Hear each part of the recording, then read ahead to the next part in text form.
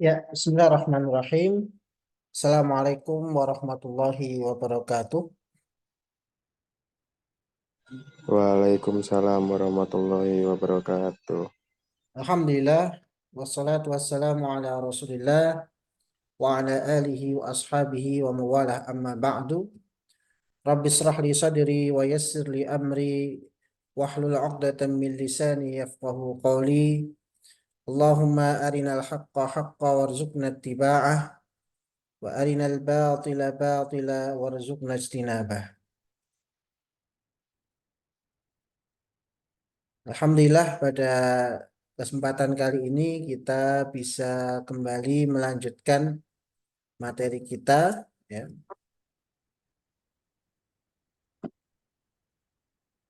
Makanya diem.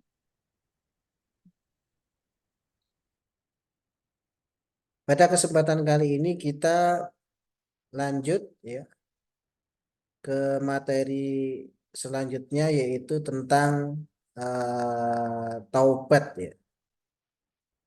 Jadi mungkin yang hari ini apa bertabrakan dengan praktikum ya, nanti mungkin bisa meresum dari apa yang saya rekam ini. Jadi ini saya rekam materinya, nanti silakan di resum kelas mana tadi yang tabrakan sama praktikum ya. Oke, kita masuk ke pembahasan selanjutnya ya. Ini bab terakhir tentang adab seorang muslim kepada Allah Subhanahu wa taala ya, yaitu bertaubat. Taubat itu apa ya? Taubat itu eh, kembali dari maksiat menuju taat. Taubat itu kembali dari maksiat menuju taat ya. Dari melakukan apa yang dilarang oleh Allah Subhanahu wa taala ya, menuju kepada apa yang diperintahkan oleh Allah Subhanahu wa taala. Orang yang melakukan kemaksiatan ya, itu terbagi menjadi dua. Yang pertama itu adalah maksiat yang masuk dalam kategori dosa kecil ya. Dan yang kedua adalah maksiat yang masuk dalam kategori dosa besar. Nah, kalau dosa kecil ini bisa terhapus dengan eh, kebaikan-kebaikan yang kita lakukan. Ya, karena dalam salah satu ayat Al-Qur'an dikatakan innal hasanati yudhibnas sayyi'at. Sesungguhnya amal kebaikan itu bisa secara otomatis menghapus amal-amal yang buruk.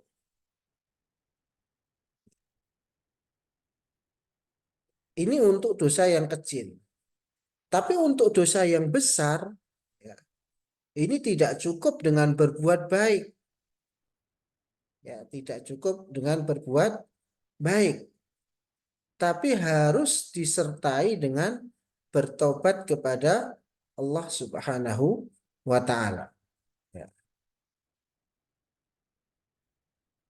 Kalaupun dosa itu nanti berhubungan dengan orang lain atau perbuatan zalim kepada orang lain, itu nggak cukup juga dengan taubat.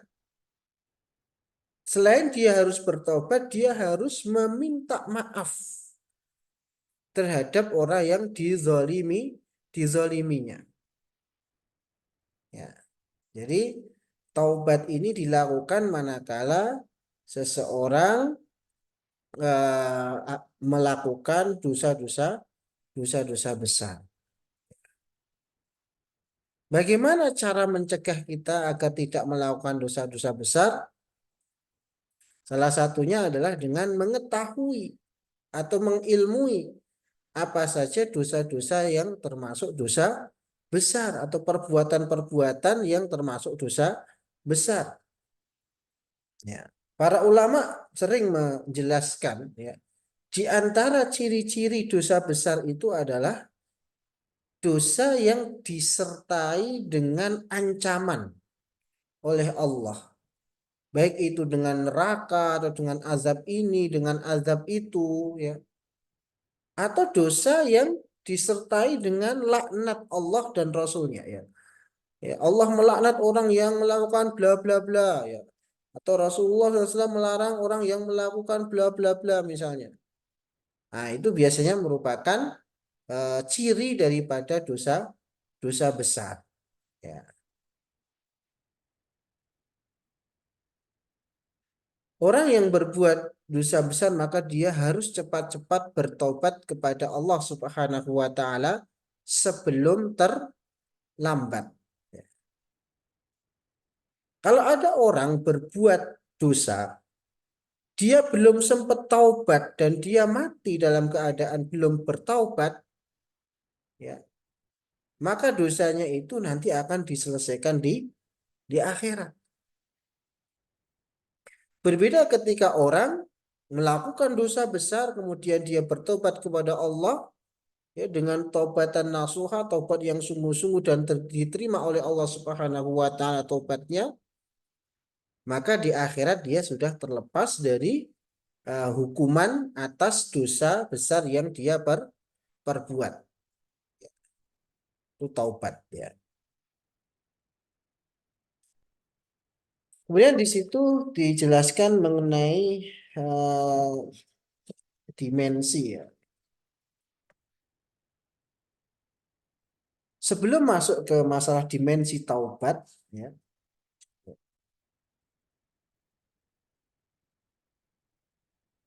dalam sebuah ayat dikatakan innallaha yuhibbut tawwabina wa yuhibbul mutatahhirin. Ya. Allah itu suka dengan seorang hamba yang mau bertobat kepada Allah, ya, setelah dia melakukan dosa besar.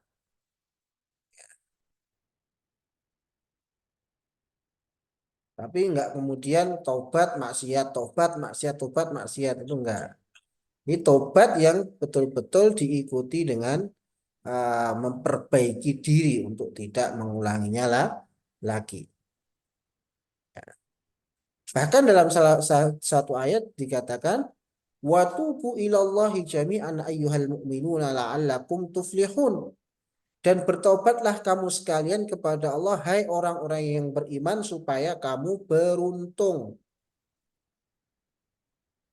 Artinya di antara cara kita mendapatkan keberuntungan di akhirat adalah dengan bertaubat kepada Allah Subhanahu wa taala. Meskipun juga ada ulama yang mengatakan taubat ini tidak harus, ya, dari dosa besar, bahkan dari dosa-dosa kecil pun juga perlu kita taubati. Ya, kita bertobat kepada Allah dari dosa yang kecil maupun dari dosa yang besar. Ya.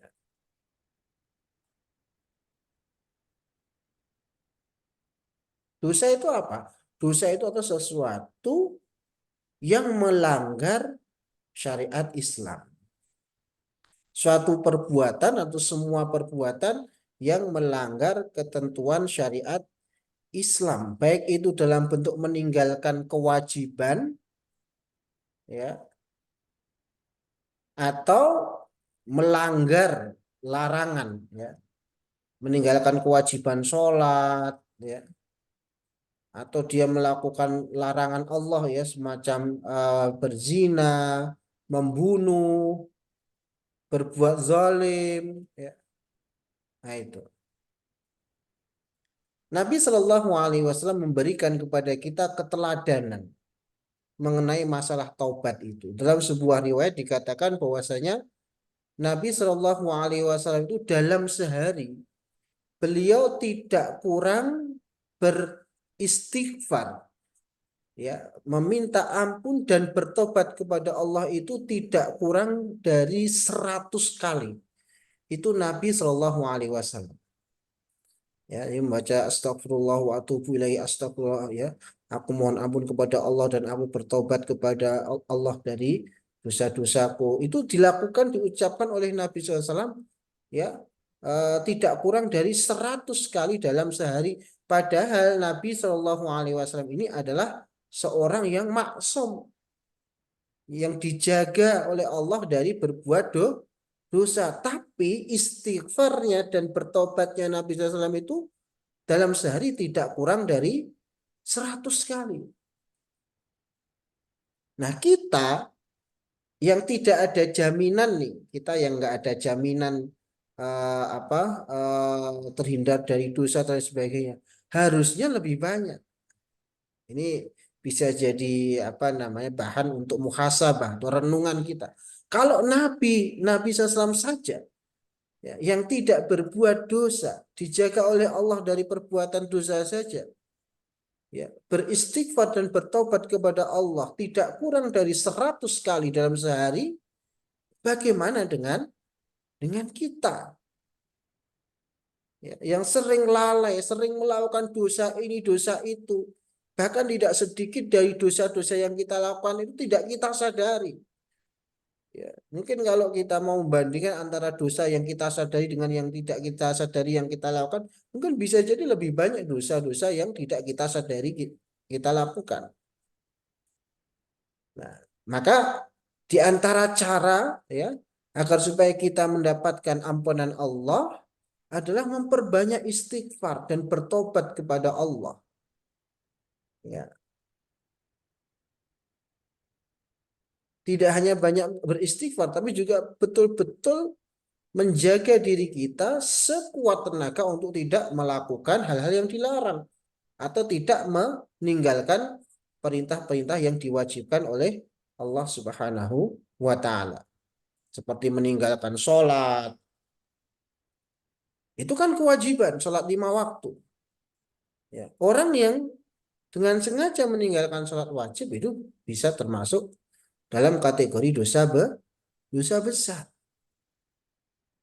Maka orang yang seperti itu harus segera dia bertobat kepada Allah, ya, menyudahi perbuatannya dalam artian tidak mengulanginya lagi, menyesal dan berusaha memperbaiki dirinya untuk menjaga sholat 5 waktu.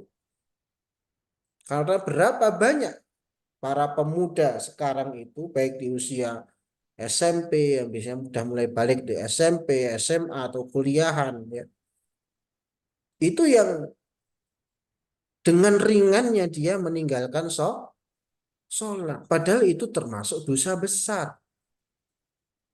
Ya. Sholat itu adalah salah satu amalan yang pertama-tama akan dihisab oleh Allah Subhanahu wa taala, akan ditanya oleh Allah Subhanahu wa taala nanti. Kalau sholatnya baik, maka yang lain-lainnya biasanya akan mengikuti baik. Tapi kalau sholatnya tidak baik, ya nanti yang lainnya tambah tidak baik. Ya.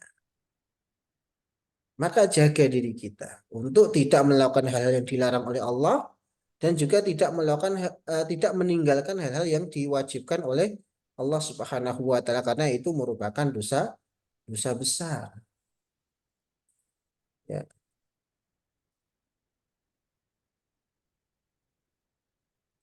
Dalam Islam, orang yang sakit parah sekalipun itu masih terkena kewajiban sholat.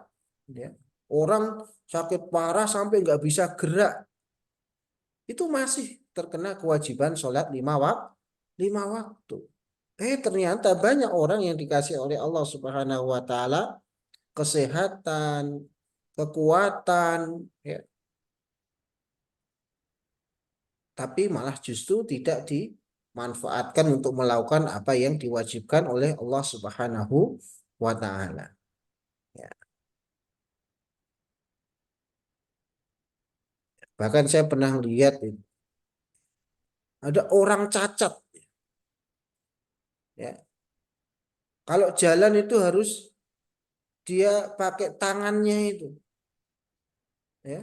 Jalan itu pakai tangannya karena kakinya cacat ya. Jadi seret pakai tangan itu, kakinya diseret ya. Jalannya pakai tangan, kakinya diseret ke masjid. Ya, ya saya pernah melihat itu.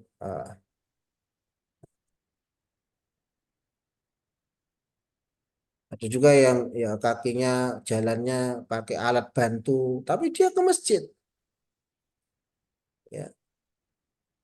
Di satu sisi banyak orang yang dikasih oleh Allah Subhanahu wa taala kesempurnaan fisik, kesehatan, tapi justru dia tidak gunakan untuk ya beribadah untuk melaksanakan sholat dengan baik. Nah ini. Maka ketika ada seorang itu melakukan dosa-dosa yang seperti ini, baik itu meninggalkan kewajiban atau melakukan hal-hal yang dilarang oleh Allah, ya kayak berjudi, minum khamr, berzina, ya, maka segera dia untuk bertobat kepada Allah Subhanahu wa taala sebelum kesempatan bertobat itu nggak ada lagi, ya. Karena terkadang ada orang yang menunda-nunda taubat. Ah, saya kan masih muda. Nanti saya tobatnya ketika sudah tua saja. Nah, itu. Ada orang yang memiliki mindset seperti itu. Nah, ini nggak benar. Siapa yang jamin kalau hidupnya itu sampai tua? Ya kan? Ada orang yang nggak pernah sholat, kemudian diingatkan suruh bertobat, suruh sholat, nggak mau. Wah, nanti saya sholatnya kalau sudah tua saja, kalau udah mau mati saja misalnya. Ternyata ketika muda, baru umur berapa, sudah meninggal misalnya. Dalam keadaan dia belum bertaubat, dalam keadaan dia belum mau melaksanakan sholat. Nauzubillah, kita berlindung dari Allah dari karakter-karakter seperti ini. Menunda-nunda taubat sampai-sampai sebelum dia bertaubat, Allah sudah mengambil nyawanya. Ini bahaya. Ya. Jangan sampai kita menunda-nunda bertaubat kepada Allah Subhanahu wa taala. Ketika kita berbuat satu kemaksiatan, segera kembali kepada Allah, segera ingat kepada Allah, segera meminta ampun kepada Allah Subhanahu wa taala. Ya. Kemudian masuk ke dimensi taubatnya. Di situ ya, orang taubat itu pertama harus menyadari kesalahannya, menyadari dosa-dosa yang dia perbuat. Berapa banyak orang yang melakukan dosa besar, ya, dia nggak mau bertobat hanya karena dia nggak tahu kalau itu merupakan dosa besar. Ya. Contoh misalnya ada dalil bahwasanya Allah melaknat atau Rasulullah SAW melaknat orang yang ditato atau mentato. Artinya orang yang pakai tato atau orang yang mentato juga itu termasuk orang yang melakukan dosa besar. Tapi karena minus ilmu, karena dia tidak mau ngaji, ya tidak mau belajar, akhirnya dia tidak tahu. Karena ketidaktahuannya itulah yang menjadikan dia tidak mau bertobat karena dia nggak sadar kalau dia itu melakukan sesuatu yang salah.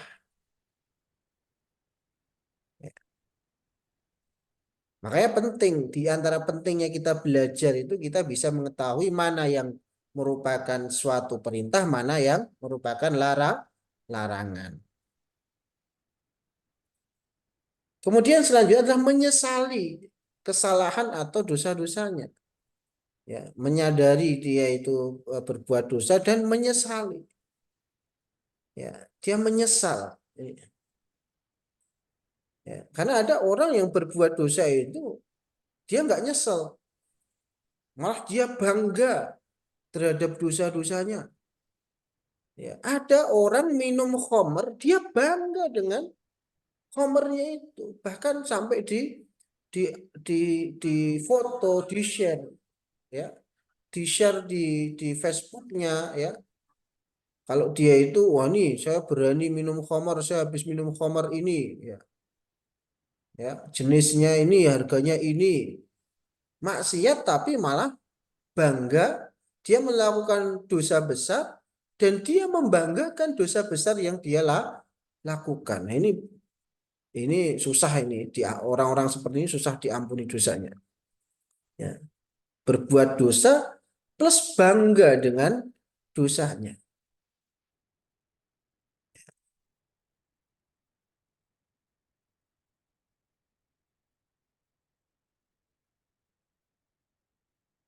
Atau misalnya narkoba ya,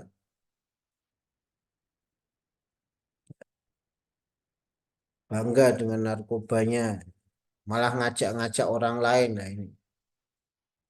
Kemudian memohon ampun, dimensi taubat selanjutnya adalah memohon ampun kepada Allah. Ya, kapan saja, pokoknya baik itu di pagi hari, siang hari, sore hari, malam hari.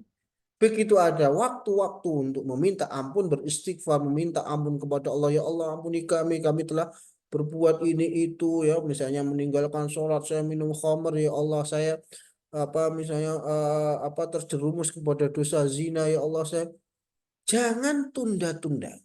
Ketika kita melakukan satu dosa besar seperti itu, jangan ditunda-tunda karena pada hakikatnya ya, setan itu selalu membisikkan kepada pelaku dosa besar untuk tidak bertaubat, untuk menunda-nunda taubat sampai ajal menjemput belum sempat bertaubat.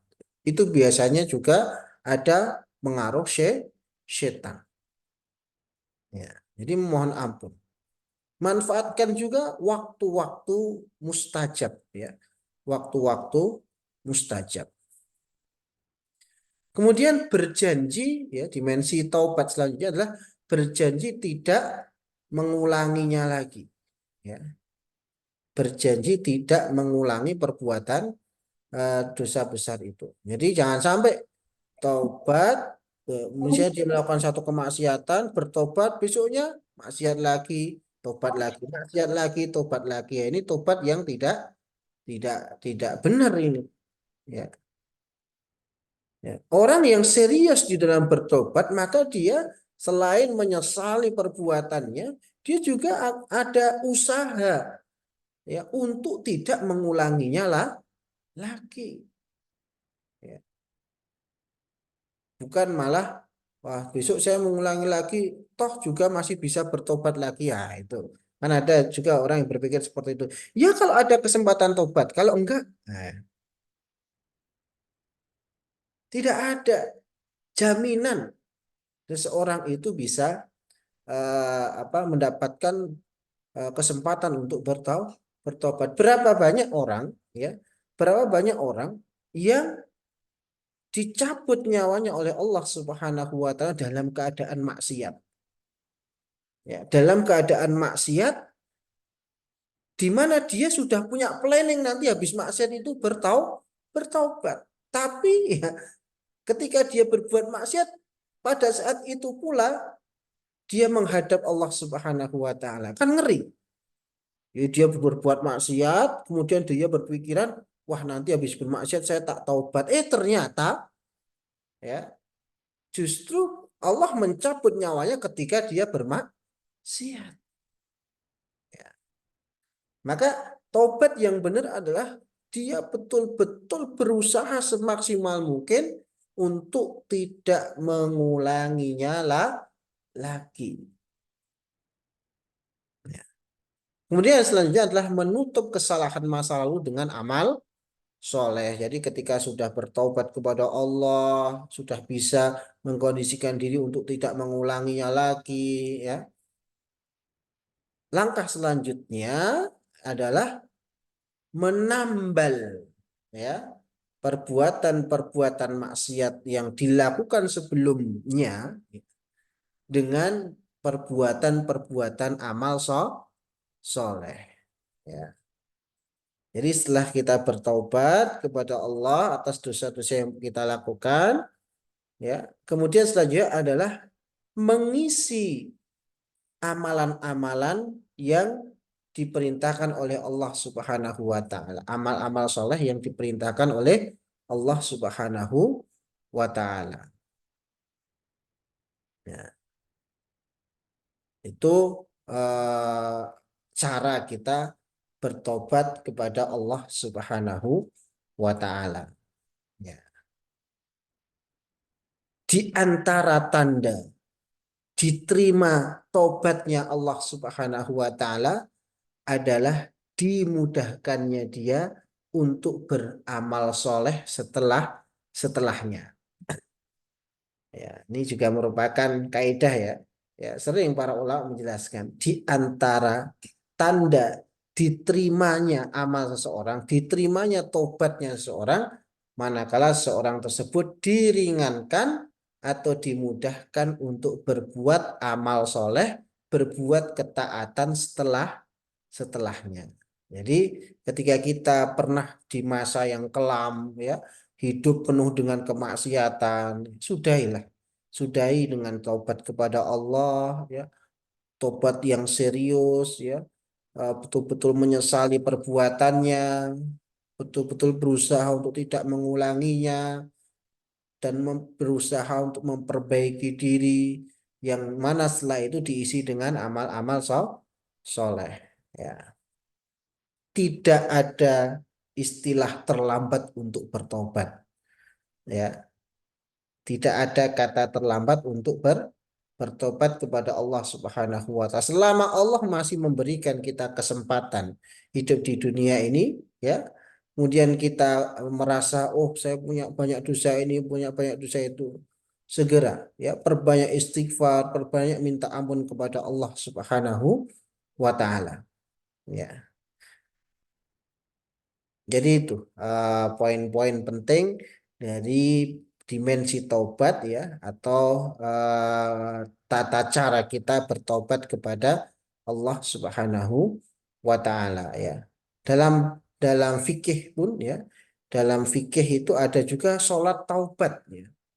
Dari riwayat yang berbicara tentang sholat taubat. Sholat taubat itu apa? Jadi sholat taubat itu adalah sholat sunnah 2 rakaat seperti biasa, sholat sunnah 2 rakaat seperti biasa ya. Kemudian di akhir sholatnya itu setelah selesai sholat dia berdoa kepada Allah ya, dia memuji Allah, dia bersolawat ke atas Nabi Sallallahu Alaihi Wasallam ya. Kemudian dia curhatkan bahwasanya dia telah melakukan dosa itu dan dia meminta ampun kepada Allah Subhanahu wa taala atas dosa-dosanya tersebut. Ingat dosa-dosanya dan harus disertai dengan harap ya, kepada Allah Subhanahu wa taala ya, harap atau mengharap uh, Allah Subhanahu wa taala mengampuni dosa-dosa kita. Allah suka terhadap seorang hamba yang mau kembali ya, mau kembali kepada ketaatan ya, mau menyadari kalau dia pernah berada di di level banyak bermaksiat ya, kemudian dia kembali tidak melakukan hal itu ya, dan mengisi selanjutnya dengan berbuat ketaatan ya.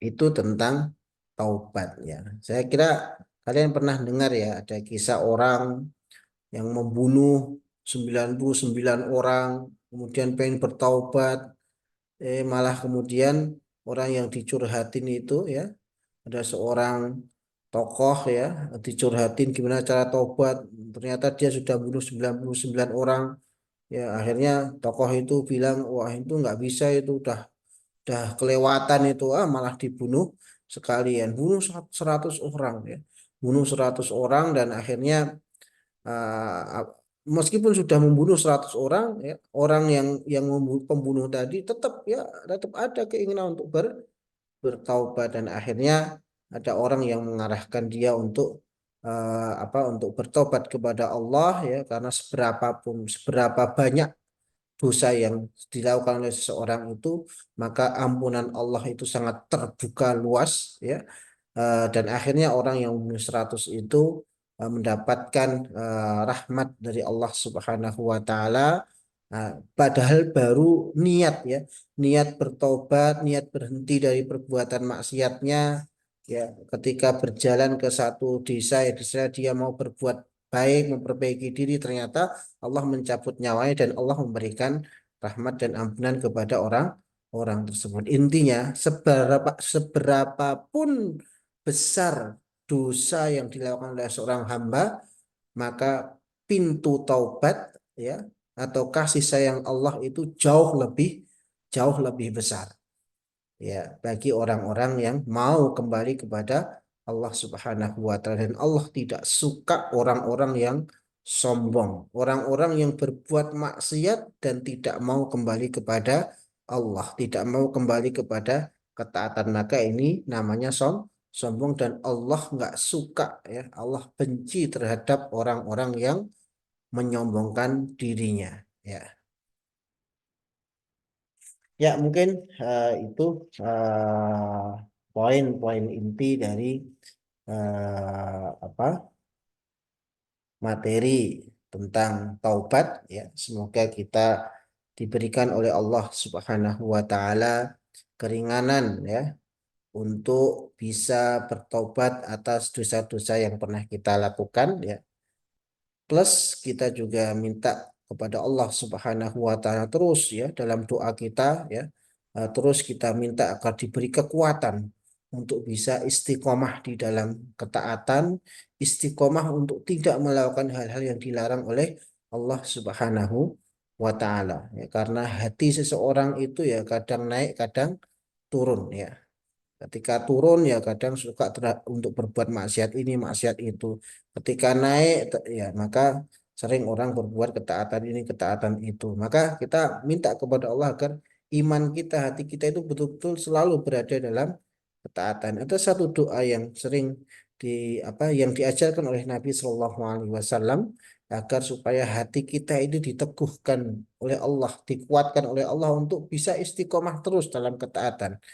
Doa itu adalah ya muqallibal qulub sabbit qulubana ala dinik wa ya musarrifal qulub sarrif qulubana ala taatik ya. Atau kalau enggak hafal ya bisa dengan bahasa Indonesia, ya Allah berikan saya kekuatan untuk bisa terus berbuat baik, berbuat amal soleh, berbuat ketaatan, dan berilah kekuatan untuk bisa menghindari dari perbuatan-perbuatan dosa. Langkah pertama untuk bisa terus berbuat ketaatan dan menghindari dosa-dosa itu kita kenali dulu, kita ilmui dulu, ya.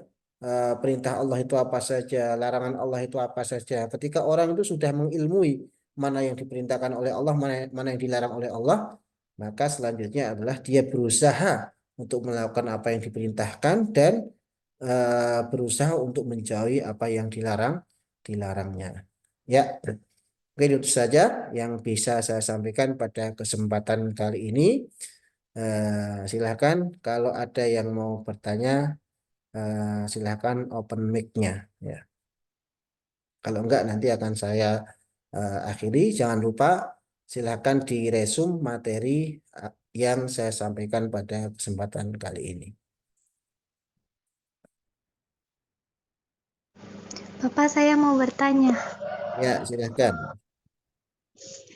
Kan saya pernah dengar kalau semisal dalam seminggu ini kan pasti seseorang melakukan kesalahannya yang nggak disukai sama Allah gitu. Terus ada yang bilang kalau minimal 1 minggu itu kamu ngelakuin sholat taubat gitu sebelum tidur atau di sepertiga malam.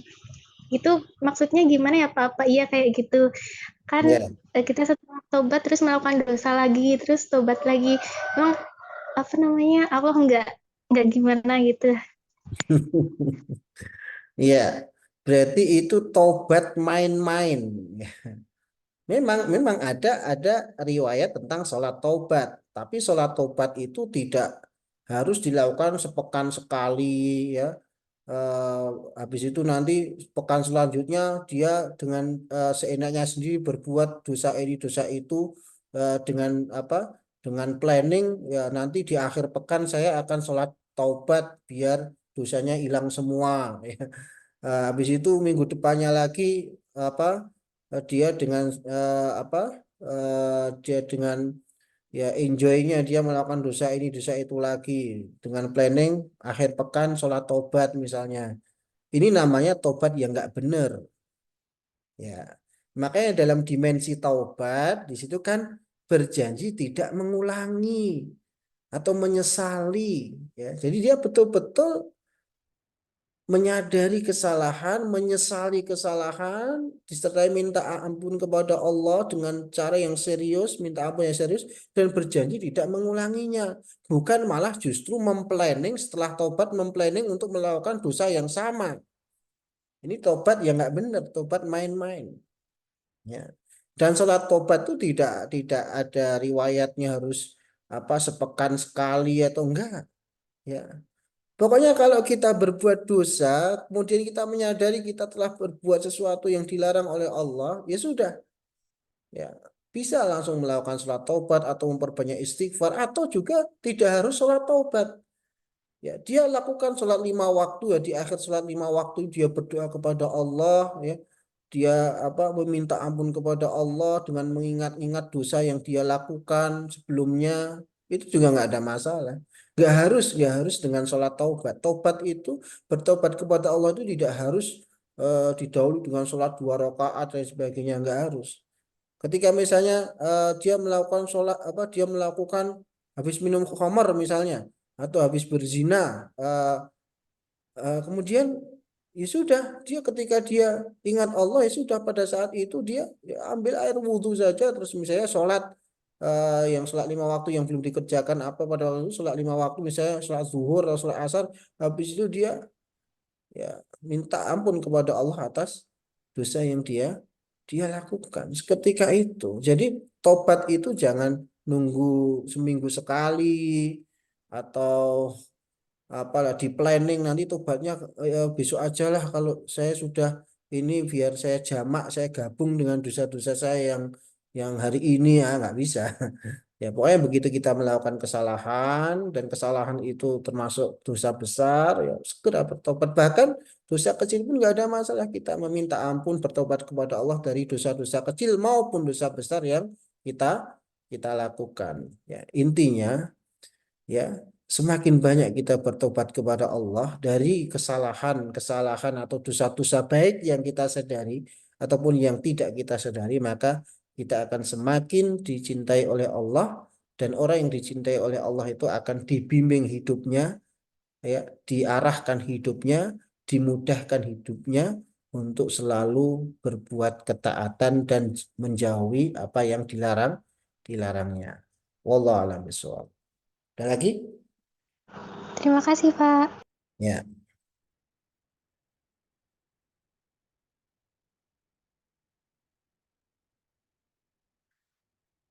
Ya, kalau tidak ada lagi, insya Allah kita lanjut pada pertemuan yang akan datang, ya. Jangan lupa resumnya, ya. Kita akhiri pertemuan kali. Semoga bermanfaat apa yang saya sampaikan pada kesempatan kali ini dan bisa menambah wawasan dan ilmu kita mengenai adab-adab kita kepada Allah Subhanahu wa Ta'ala, ya. Kita akhiri pertemuan kali ini dengan membaca hamdalah bersama-sama. Alhamdulillahirabbil alamin. Subhanakallahumma wa bihamdika asyhadu an la ilaha illa anta astaghfiruka wa atubu ilaik. Wassalamualaikum warahmatullahi wabarakatuh. Waalaikumsalam warahmatullahi wabarakatuh.